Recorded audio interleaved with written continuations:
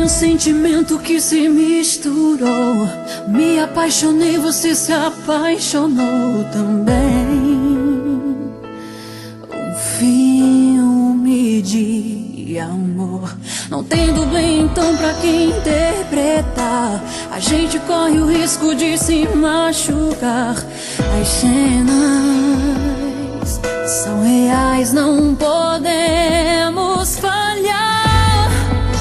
E no roteiro não está a parte do final, mas isso é algo que a eternidade nunca revelou.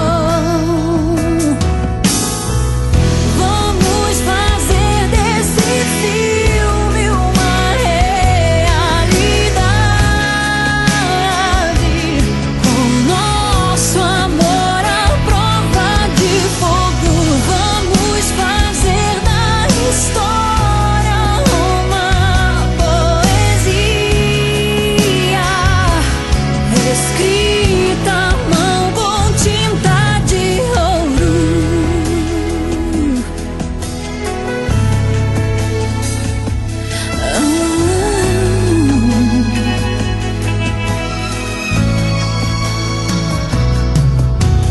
Foi um sentimento que se misturou.